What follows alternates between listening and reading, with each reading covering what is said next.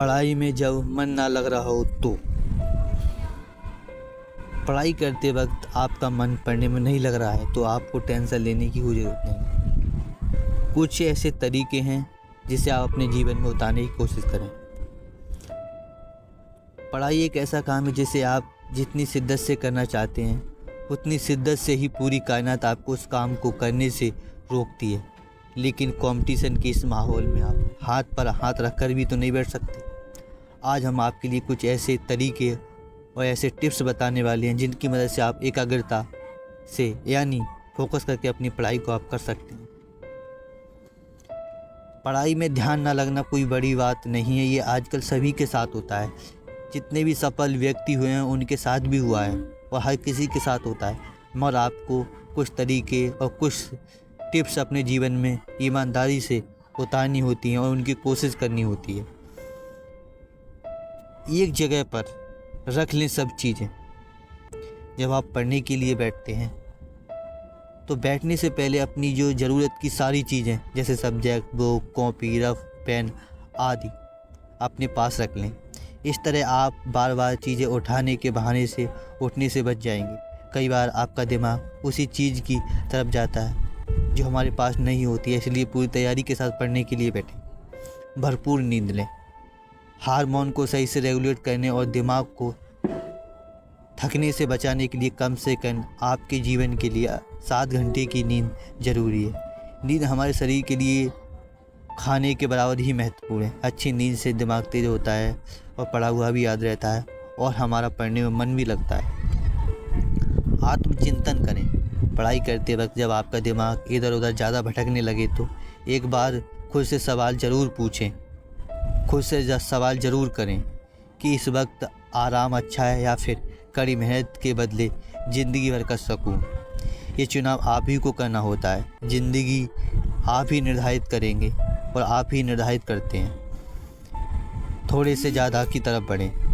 किसी भी काम को एक बार में करने की कोशिश कभी नहीं करें। पढ़ाई करने के लिए हमेशा छोटे टाइम पीरियड बनाएं। उसके बाद धीरे धीरे अपना पढ़ने का टाइम बढ़ाते जाएं। इसके लिए एक ट्रिक और भी है कि आप पढ़ाई करने के कुछ तरीके और कुछ टिप्स फॉलो कर सकते हैं और ख़ुद को एक आखिरी प्रश्न या आखिरी पेज आदि का टारगेट जरूर दें। जैसे कि पूरा करने के बाद उठना है। जैसे आप कोई चैप्टर पढ़ते हैं या कोई राइटिंग करते हैं तो क्या मैं इस काम को करके ही उठूँगा। बस इसी तरह धीरे धीरे अपनी पढ़ाई का टाइम टेबल टारगेट बढ़ाते जाएं। ठीक है, लक्ष्य होगा तभी कुछ होगा। ये तय करें कि आपको ज़िंदगी में करना क्या है। आप पढ़ाई किसके लिए कर रहे हैं? अपने करियर के लिए, सुरक्षित भविष्य के लिए, पैसे कमाने के लिए, माता पिता की खुशी के लिए। पढ़ते वक्त अगर आप मन इधर इधर आपका भटकने लगे तो आप अपने आप से ये सवाल कीजिए और ख़ुद को अपने लक्ष्य को याद दिलाइए। जब आप खुद अपना लक्ष्य तय कर लेंगे तो कोई भी चीज़ आपको गुमराह नहीं कर पाएगी। वैसे भी बिना लक्ष्य के किसी काम को करने का कोई औचित्य ही नहीं होता जीवन में। अपने साथ खुद ही शक्ति बरतें। ध्यान भटकाने वाली चीज़ें जैसे कि मोबाइल हो गया, टीवी हो गई, कंप्यूटर हो गया, रिश्तेदार आदि बहुत सी चीज़ें हैं और बहुत से लोग हैं आपकी ज़िंदगी में आते हैं।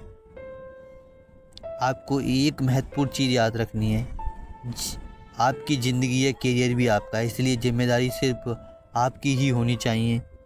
पढ़ाई करते वक्त खुद को समझाएं कि थोड़ी देर की बात है। उसके बाद अपने मन की किसी भी चीज़ के साथ रह सकते हैं, लेकिन कुछ पाने के लिए तो जीवन में कुछ खोना ही पड़ेगा।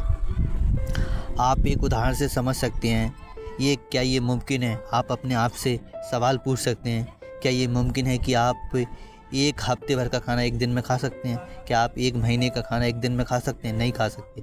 क्या आपका सवाल क्या हुआ? नहीं खा सकते। इसी तरह साल भर की पढ़ाई आप एक दिन में या कुछ दिनों में कर सकते हैं? आपका जवाब हुआ नहीं कर सकते हैं। नियमित रूप से पढ़ाई करते रहें। रोज़ अपने पढ़ने के लिए कुछ घंटे तय करें और उस वक्त पढ़ाई के सिवा कुछ ना करें। इससे परीक्षा के वक्त थोड़े से रिवीजन से भी आपकी अच्छी तैयारी हो जाएगी।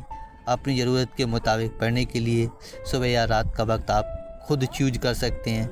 आप अपने आप चयनित कर सकते हैं। बीच बीच में छोटे छोटे ब्रेक लेते रहें।